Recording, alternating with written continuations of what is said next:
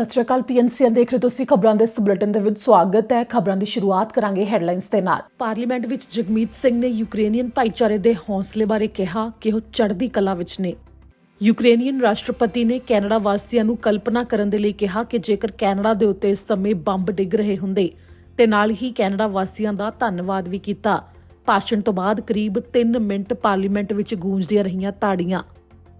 Canada ਵਿੱਚ ਪ੍ਰਵਾਸੀਆਂ ਨੂੰ ਪੱਕੇ ਕਰਨ ਸੰਬੰਧੀ ਪਹਿਲੇ ਮਹੀਨੇ ਦੇ ਅੰਕੜੇ ਇਮੀਗ੍ਰੇਸ਼ਨ ਵਿਭਾਗ ਨੇ ਕੀਤੇ ਸਾਂਝੇ। British Columbia PNP express entry ਦਾ ਤਾਜ਼ਾ ਡਰਾਅ ਕੱਢਿਆ ਗਿਆ ਹੈ, ਇਸ ਦੇ ਬਾਰੇ ਦੱਸਾਂਗੇ। ਨਾਰਥ ਵੈਨਕੂਵਰ ਵਿੱਚ ਗੋਲੀ ਚੱਲਣ ਦੇ ਮਾਮਲੇ 'ਚ ਸ਼ੱਕੀਆਂ ਸੰਬੰਧੀ ਇੱਕ ਵੀਡੀਓ ਜਾਰੀ ਕਰਦੇ ਹੋਏ ਪੁਲਿਸ ਨੇ ਜਾਂਚ ਲਈ ਮੰਗਿਆ ਸਹਿਯੋਗ। ਕੈਨੇਡਾ ਭਰ ਵਿੱਚ ਜ਼ਿਆਦਾਤਰ ਸੂਬੇ ਇਸ ਸਮੇਂ ਕੋਵਿਡ-19 ਦੀਆਂ ਹਦਾਇਤਾਂ ਨੂੰ ਹਟਾਉਣ ਦਾ ਐਲਾਨ ਕਰ ਚੁੱਕੇ ਨੇ ਤਾਂ ਦੂਜੇ ਪਾਸੇ ਕੈਨੇਡਾ ਸਰਕਾਰ ਦੇ ਵੱਲੋਂ ਹਜੇ ਵੀ ਹਦਾਇਤਾਂ ਉਸੇ ਤਰ੍ਹਾਂ ਜਾਰੀ।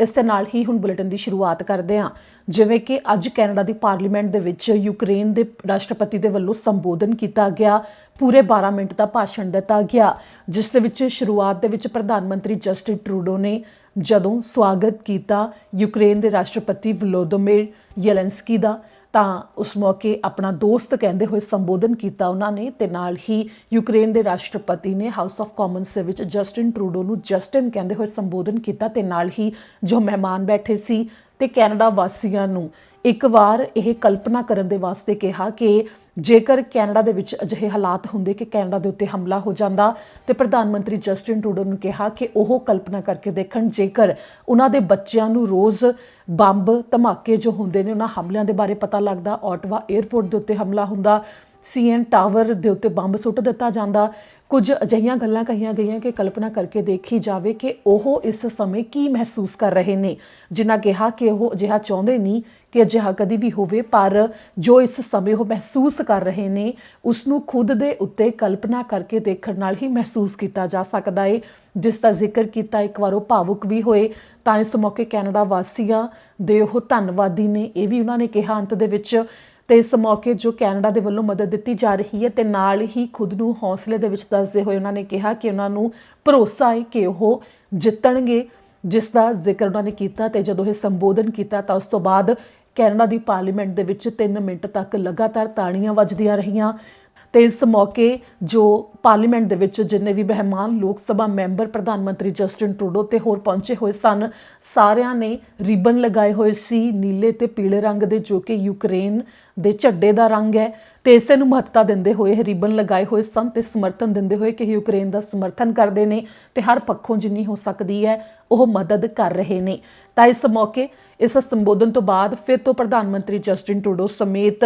ਜਿੰਨੇ ਵੀ ਵੱਡੇ ਲੀਡਰ ਸਨ ਪਾਰਲੀਮੈਂਟ ਦੇ ਵਿੱਚ ਉਹਨਾਂ ਨੇ ਸੰਬੋਧਨ ਕੀਤਾ। ਤੇ ਇਸ ਮੌਕੇ ਜਦੋਂ ਜਗਮੀਤ ਸਿੰਘ ਜੋ ਐਨਡੀਪੀ ਦੇ ਪ੍ਰਧਾਨ ਨੇ ਉਹਨਾਂ ਨੇ ਵੀ ਸੰਬੋਧਨ ਕੀਤਾ ਤਾਂ ਉਹਨਾਂ ਨੇ ਕਿਹਾ ਕਿ ਜੋ ਇਸ ਸਮੇਂ ਉਹ ਭਾਵੁਕ ਵੀ ਨਜ਼ਰ ਆਏ ਤੇ ਜੋ ਉਹਨਾਂ ਨੇ ਜ਼ਿਕਰ ਕੀਤਾ ਕਿ ਜੋ ਯੂਕਰੇਨ ਦੇ ਰਾਸ਼ਟਰਪਤੀ ਦੇ ਵੱਲੋਂ ਗੱਲਾਂ ਕਹੀਆਂ ਗਈਆਂ ਨੇ ਉਸ ਦੇ ਵਿੱਚ ਜੋ ਕਲਪਨਾ ਕਰਨ ਦੇ ਵਾਸਤੇ ਕਿਹਾ ਗਿਆ ਹੈ ਉਹ ਬੇਹੱਦ ਮੁਸ਼ਕਲ ਹੈ ਜਿਸ ਹਾਲਾਤ ਦੇ ਵਿੱਚੋਂ ਉਹ ਲੰਘ ਰਹੇ ਨੇ। ਤੇ ਜਗਮੀਤ ਸਿੰਘ ਨੇ ਇਸ ਮੌਕੇ ਆਪਣੀ ਮਾਂ ਦੇ ਵੱਲੋਂ ਜੋ ਹੌਸਲਾ ਦਿੱਤਾ ਜਾਂਦਾ ਸੀ ਉਹਨਾਂ ਨੂੰ ਕਿ ਚੜ੍ਹਦੀ ਕਲਾ ਦੇ ਵਿੱਚ ਰਹਿਣਾ, ਇਸ ਦਾ ਜ਼ਿਕਰ ਕੀਤਾ ਤੇ ਕਿਹਾ ਕਿ ਯੂਕਰੇਨੀਅਨ ਭਾਈਚਾਰਾ ਜੋ ਯੂਕਰੇਨੀਅਨ ਨੇ ਇਸ ਸਮੇਂ ਜਿਸ ਹੌਸਲੇ ਦੇ ਵਿੱਚ ਨੇ ਉਹ ਚੜ੍ਹਦੀ ਕਲਾ ਦੇ ਨਾਲ ਤੁਲਨਾ ਕਰ ਸਕਦੇ ਨੇ ਕਿ ਜਿਸ ਤਰੀਕੇ ਦੇ ਨਾਲ ਉਹ ਇਸ ਜੰਗ ਨੂੰ ਲੜ ਰਹੇ ਨੇ, ਇਸ ਲੜਾਈ ਵਿੱਚ ਹਿੱਸਾ ਲੈ ਰਹੇ ਨੇ ਤੇ ਪੂਰੇ ਭਰੋਸੇ ਦੇ ਨਾਲ ਕਿ ਉਹ ਜਿੱਤਣਗੇ, ਇਸ ਲੜਾਈ ਦਾ ਹਿੱਸਾ ਬਣੇ ਹੋਏ ਨੇ ਤੇ ਲਗਾਤਾਰ ਜੋ ਰਸ਼ੀਆ ਦੇ ਵੱਲੋਂ ਹਮਲੇ ਕੀਤੇ ਜਾ ਰਹੇ ਨੇ ਉਸ ਦਾ ਵਿਰੋਧ ਕਰਦੇ ਨੇ। ਤੇ ਇਸੇ ਨੂੰ ਲੈ ਕੇ ਇਹ ਜੋ ਸੰਬੋਧਨ ਕੀਤਾ ਗਿਆ, ਜੋ ਬਿਆਨ ਦਿੱਤਾ ਗਿਆ, ਉਸ ਦੇ ਵਿੱਚੋਂ ਕੁਝ ਗੱਲਾਂ ਤੁਹਾਨੂੰ ਅਸੀਂ ਸੁਣਾਵਾਂਗੇ।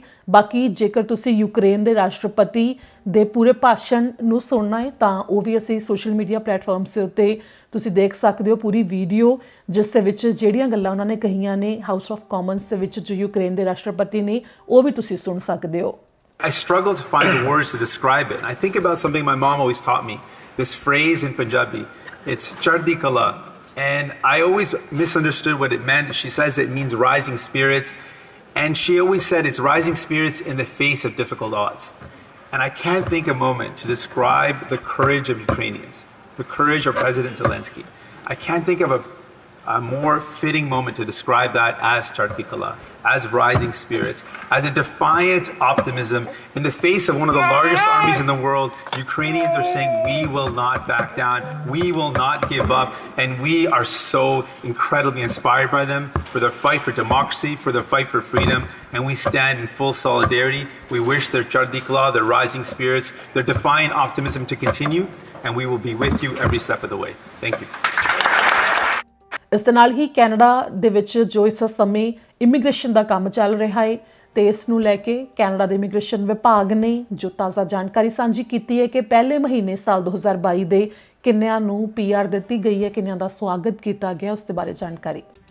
ਜਿਵੇਂ ਕਿ ਕੈਨੇਡਾ ਦੇ ਇਮੀਗ੍ਰੇਸ਼ਨ ਵਿਭਾਗ ਦਾ ਸਾਲ 2022 ਦੇ ਵਾਸਤੇ ਵੀ ਟੀਚਾ ਹੈ ਕਿ 4 ਲੱਖ ਤੋਂ ਵੱਧ ਪ੍ਰਵਾਸੀਆਂ ਨੂੰ PR ਕੀਤੇ ਜਾਣਾ ਹੈ, ਕਿ ਉਹਨਾਂ ਦਾ ਸਵਾਗਤ ਕੀਤਾ ਜਾਣਾ ਹੈ। ਤਾਂ ਇਸ ਸੰਬੰਧੀ ਇਸੇ ਰਾਹ ਦੇ ਉੱਤੇ ਚੱਲਦੇ ਹੋਏ ਕੈਨੇਡਾ ਦੇ ਇਮੀਗ੍ਰੇਸ਼ਨ ਵਿਭਾਗ ਦੇ ਵੱਲੋਂ ਦੱਸਿਆ ਗਿਆ ਕਿ ਸਾਲ 2022 ਦੇ ਪਹਿਲੇ ਮਹੀਨੇ ਵਿੱਚ ਹੀ ਉਹ 1 ਮਹੀਨੇ ਦੇ ਅੰਦਰ 35,260 ਜਣਿਆਂ ਨੂੰ PR ਦੇ ਚੁੱਕੇ ਨੇ, ਜਿਸ ਦੇ ਬਾਰੇ ਕੈਨੇਡਾ ਦੇ ਇਮੀਗ੍ਰੇਸ਼ਨ ਵਿਭਾਗ ਨੇ ਤਾਜ਼ਾ ਅੰਕੜੇ ਸਾਂਝੇ ਕੀਤੇ ਨੇ, ਜੋ ਕਿ ਇਮੀਗ੍ਰੇਸ਼ਨ ਵਿਭਾਗ ਨੇ ਸਾਲ 2022 ਤੋਂ ਸਾਲ 2024 ਤੱਕ ਦਾ ਪਲਾਨ ਜਾਰੀ ਕੀਤਾ। ਉਸ ਮੁਤਾਬਕ ਸਾਲ 2022 ਦੇ ਵਿੱਚ 4,32,000 ਨਵੇਂ ਪ੍ਰਵਾਸੀਆਂ ਦਾ ਕੈਨੇਡਾ ਨੇ ਸਵਾਗਤ ਕਰਨਾ ਹੈ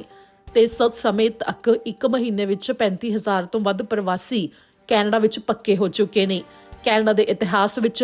ਹੁਣ ਤੱਕ ਕਦੀ ਅਜਿਹਾ ਨਹੀਂ ਸੀ ਹੋਇਆ ਕਿ ਇੰਨੀ ਵੱਡੀ ਗਿਣਤੀ ਦਾ ਟੀਚਾ ਰੱਖਿਆ ਗਿਆ ਹੋਵੇ ਇੱਕ ਸਾਲ ਵਿੱਚ ਪ੍ਰਵਾਸੀਆਂ ਦਾ ਸਵਾਗਤ ਕਰਨ ਦੇ ਵਾਸਤੇ। ਪਿਛਲੇ ਸਾਲ ਕੈਨੇਡਾ ਨੇ 4,05,000 ਦੇ ਕਰੀਬ ਪ੍ਰਵਾਸੀਆਂ ਦਾ ਸਵਾਗਤ ਕੀਤਾ ਹੈ, ਜੋ ਕਿ ਟੀਚਾ ਰੱਖਿਆ ਗਿਆ ਸੀ ਉਸ ਨਾਲੋਂ ਵੀ ਕੁਝ ਗਿਣਤੀ ਵੱਧ ਹੀ ਸੀ, ਜੋ ਕਿ ਪ੍ਰਵਾਸੀਆਂ ਨੂੰ PR ਕੈਨੇਡਾ ਵਿੱਚ ਦਿੱਤੀ ਗਈ ਹੈ। ਇਸ ਤੋਂ ਪਹਿਲਾਂ ਕੈਨੇਡਾ ਦੇ ਅੰਦਰ ਸਿਰਫ ਸਾਲ 1913 ਵਿੱਚ ਅਜਿਹਾ ਹੋਇਆ ਸੀ, ਜਦੋਂ 4 ਲੱਖ ਪ੍ਰਵਾਸੀਆਂ ਦਾ ਸਵਾਗਤ ਕੀਤਾ ਗਿਆ ਸੀ। ਉਸ ਤੋਂ ਬਾਅਦ ਸਾਲ 2021 ਵਿੱਚ ਅਜਿਹਾ ਹੋਇਆ ਤੇ ਹੁਣ 22 ਤੋਂ ਲੈ ਕੇ 24 ਤੱਕ ਦਾ ਪਲਾਨ ਵੀ ਕੁਝ ਅਜਿਹਾ ਹੀ ਹੈ ਕਿ ਲੱਖਾਂ ਦੀ ਗਿਣਤੀ ਵਿੱਚ ਪ੍ਰਵਾਸੀਆਂ ਦਾ ਸਵਾਗਤ ਕੀਤਾ ਜਾਣਾ ਹੈ। ਤੇ ਇਸ ਨੂੰ ਲੈ ਕੇ ਜੋ ਇਮੀਗ੍ਰੇਸ਼ਨ ਦੇ ਕੰਮ ਦੀ ਪ੍ਰਕਿਰਿਆ ਚੱਲ ਵੀ ਰਹੀ ਹੈ, ਜਿਸ ਬਾਰੇ ਇਮੀਗ੍ਰੇਸ਼ਨ ਵਿਭਾਗ ਦਾ ਕਹਿਣਾ ਹੈ ਕਿ ਵੱਖੋ ਵੱਖਰੇ ਹਾਲਾਤ ਦੇ ਕਰਕੇ ਬੇਸ਼ੱਕ ਉਹ ਪ੍ਰਕਿਰਿਆ ਪ੍ਰਭਾਵਿਤ ਹੋ ਰਹੀ ਹੋਵੇ, ਪਰ ਲਗਾਤਾਰ ਇਸ ਪ੍ਰਕਿਰਿਆ ਨੂੰ ਚੱਲਦੀ ਰੱਖਣ ਦੇ ਵਾਸਤੇ ਵੱਖੋ ਵੱਖਰੀਆਂ ਨਵੀਆਂ ਸਹੂਲਤਾਂ ਵੀ ਮੁਹੱਈਆ ਕਰਵਾਈਆਂ ਜਾ ਰਹੀਆਂ ਨੇ। ਬ੍ਰਿਟਿਸ਼ ਕੋਲੰਬੀਆ ਦੇ ਵਿੱਚ PNP ਦਾ ਤਾਜ਼ਾ ਡਰਾਅ ਕੱਢਿਆ ਗਿਆ, ਉਸ ਦੇ ਬਾਰੇ ਜੋ ਦੱਸਿਆ ਗਿਆ ਤੁਹਾਨੂੰ ਦੱਸਦੇ ਹਾਂ।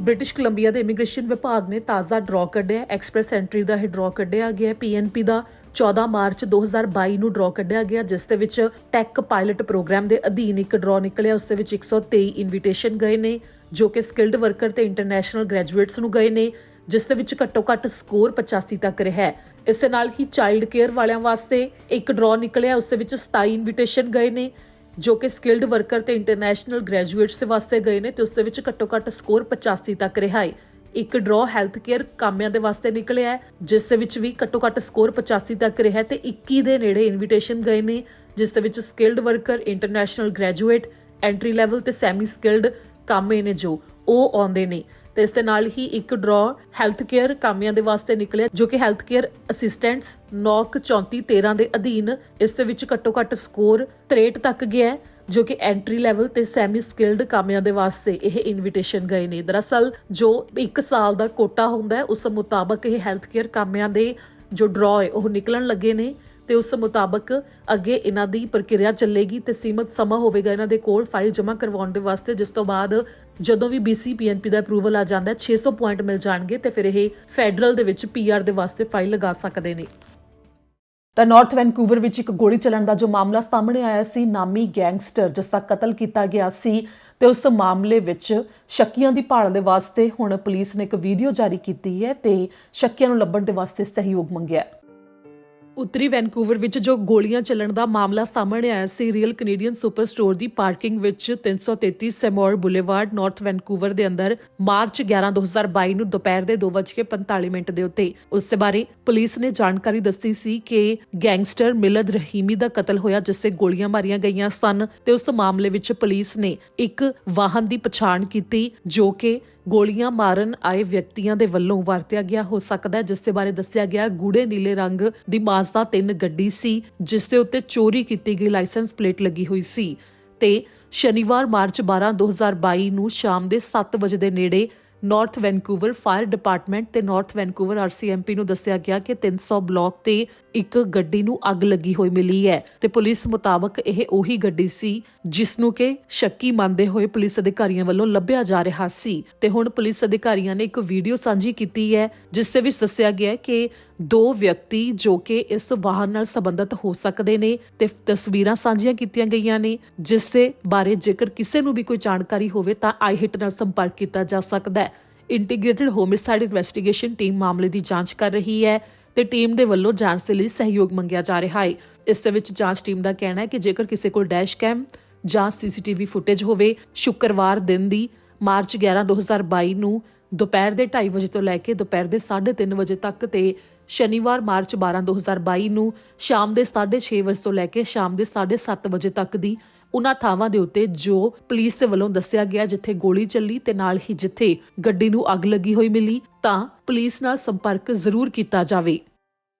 ਜਿਵੇਂ ਕਿ ਕੈਨੇਡਾ ਭਰ ਵਿੱਚ ਵੱਖੋ ਵੱਖਰੇ ਸੂਬੇ ਇਸ ਸਮੇਂ ਫੈਸਲੇ ਲੈ ਰਹੇ ਨੇ। ਬ੍ਰਿਟਿਸ਼ ਕੋਲੰਬੀਆ ਦੇ ਵਿੱਚ ਵੀ ਐਲਾਨ ਕਰ ਦਿੱਤਾ ਗਿਆ, ਓਨਟਾਰੀਓ, ਕਿਊਬੈਕ, ਸਸਕੈਚੁਅਨ ਇਹ ਤਾਂ ਸਭ ਤੋਂ ਪਹਿਲਾਂ ਕਰ ਦਿੱਤਾ ਸੀ ਤੇ ਇਸ ਦੇ ਨਾਲ ਹੀ ਅਲਬਰਟਾ ਤੇ ਹੋਰ ਸੂਬੇ ਆਪੋ ਆਪਣੇ ਪੱਧਰ ਦੇ ਉੱਤੇ ਫੈਸਲੇ ਲੈ ਰਹੇ ਨੇ ਕਿ ਕੋਵਿਡ-19 ਦੀਆਂ ਹਦਾਇਤਾਂ ਨੂੰ ਹਟਾਇਆ ਜਾ ਰਿਹਾ ਹੈ। ਮੁੱਖ ਤੌਰ ਦੇ ਉੱਤੇ ਮਾਸਕ ਪਾਉਣ ਦੀ ਹਦਾਇਤ ਹੈ ਜੋ ਤੇ ਇਸ ਦੇ ਨਾਲ ਹੀ ਜੋ ਕੋਵਿਡ-19 ਦੇ ਟੀਕੇ ਲੱਗੇ ਹੋਣ ਦਾ ਸਬੂਤ ਦੇਖਣ ਦੀ ਹਦਾਇਤ ਹੈ ਉਸ ਨੂੰ ਹਟਾਉਣ ਦੇ ਐਲਾਨ ਕੀਤੇ ਗਏ ਨੇ। ਮੁੱਖ ਹਦਾਇਤਾਂ ਜੋ ਹਟਾਉਣ ਦੇ ਐਲਾਨ ਕੀਤੇ ਗਏ ਨੇ, ਬੇਸ਼ੱਕ ਬ੍ਰਿਟਿਸ਼ ਕੋਲੰਬੀਆ ਦੇ ਵਿੱਚ ਇਹ ਐਲਾਨ ਹਜੇ ਲਾਗੂ ਹੋਣਾ ਟੀਕਿਆਂ ਵਾਲਾ 8 ਅਪ੍ਰੈਲ ਤੋਂ, ਪਰ ਮਾਸਕ ਪਾਉਣੇ ਹੁਣ ਲਾਜ਼ਮੀ ਨਹੀਂ ਨੇ। ਹਰ ਥਾਂ ਦੇ ਉੱਤੇ ਇਹ ਜ਼ਰੂਰ ਲਾਗੂ ਕੀਤਾ ਗਿਆ ਪਰ ਜੋ ਫੈਡਰਲ ਸਰਕਾਰ ਦੇ ਵੱਲੋਂ ਇਸ ਸਮੇਂ ਕੋਵਿਡ-19 ਦੀਆਂ ਹਦਾਇਤਾਂ ਨੂੰ ਫਿਲਹਾਲ ਹਟਾਉਣ ਦਾ ਕੋਈ ਵੀ ਫੈਸਲਾ ਨਹੀਂ ਲਿਆ ਜਾ ਰਿਹਾ। ਜੋ ਕੋਵਿਡ-19 ਦੀਆਂ ਹਦਾਇਤਾਂ ਫੈਡਰਲ ਸਰਕਾਰ ਦੇ ਵੱਲੋਂ ਖਾਸ ਤੌਰ ਦੇ ਉੱਤੇ ਜੋ ਕਿ ਫੈਡਰਲ ਅਦਾਰੇ ਨੇ, ਇਸ ਦੇ ਨਾਲ ਹੀ ਜੋ 에ਅਰਪੋਰਟ ਨੇ ਤੇ ਜਿਨ੍ਹਾਂ ਨੇ ਵੀ ਹਵਾਈ ਯਾਤਰਾ ਕਰਨੀ ਹੋਵੇ, ਰੇਲ ਗੱਡੀ ਦੇ ਰਾਹੀਂ ਯਾਤਰਾ ਕਰਨੀ ਹੋਵੇ, ਸਮੁੰਦਰੀ ਜਹਾਜ਼ ਦੇ ਰਾਹੀਂ ਕੈਨੇਡਾ ਵਿੱਚ ਯਾਤਰਾ ਕਰਨੀ ਹੋਵੇ, ਉਹਨਾਂ ਦੇ ਵਾਸਤੇ ਜੋ ਹਦਾਇਤਾਂ ਨੇ ਉਹ ਕੁਝ ਉਸੇ ਤਰ੍ਹਾਂ ਲਾਗੂ ਨੇ ਤੇ ਇਸ ਦੇ ਨਾਲ ਹੀ ਇੰਟਰਨੈਸ਼ਨਲ ਟਰੈਵਲ ਕਰਕੇ ਜਿਹੜੇ ਯਾਤਰੀ ਕੈਨੇਡਾ ਦੇ ਵਿੱਚ ਦਾਖਲ ਹੁੰਦੇ ਨੇ ਉਸ ਦੇ ਵਿੱਚ ਜੋ ਹਦਾਇਤਾਂ ਨੇ ਉਸੇ ਤਰ੍ਹਾਂ ਲਾਗੂ ਨੇ ਜਿਸ ਨੂੰ ਕਿ ਹਜੇ ਹਟਾਇਆ ਨਹੀਂ ਗਿਆ ਹੈ। ਤਾਂ ਇਸ ਸੰਬੰਧੀ ਇਹਨਾਂ ਹਦਾਇਤਾਂ ਨੂੰ ਹਟਾਇਆ ਜਾਵੇ ਤਾਂ ਕਿ 에ਅਰਪੋਰਟਸ ਨੂੰ ਫਾਇਦਾ ਹੋ ਸਕੇ ਤੇ ਨਾਲ ਹੀ ਟਰੈਵਲ ਜ਼ਿਆਦਾ ਕਰ ਸਕਣ ਲੋਕ। ਕੌਮਾਂਤਰੀ ਪੱਧਰ ਦੇ ਉੱਤੇ ਇਸ ਮੰਗ ਨੂੰ ਇਸ ਸਮੇਂ ਕੀਤਾ ਜਾ ਰਿਹਾ ਹੈ ਕੈਨੇਡਾ ਸਰਕਾਰ ਤੋਂ, ਪਰ ਫਿਲਹਾਲ ਅੰਦਾਜ਼ਾ ਵੀ ਹਜੇ ਕੋਈ ਨਹੀਂ ਦੱਸਿਆ ਗਿਆ ਕਿ ਕਿਹੜੀ ਤਰੀਕ ਤੱਕ ਇਹਨਾਂ ਹਦਾਇਤਾਂ ਨੂੰ ਹਟਾਇਆ ਜਾ ਸਕਦਾ ਹੈ, ਜਦਕਿ ਸੂਬਾ ਸਰਕਾਰਾਂ ਦੇ ਵੱਲੋਂ ਹਦਾਇਤਾਂ ਨੂੰ ਹਟਾਉਣ ਦਾ ਐਲਾਨ ਪਹਿਲਾਂ ਤੋਂ ਕੀਤਾ ਜਾ ਚੁੱਕਿਆ ਹੈ।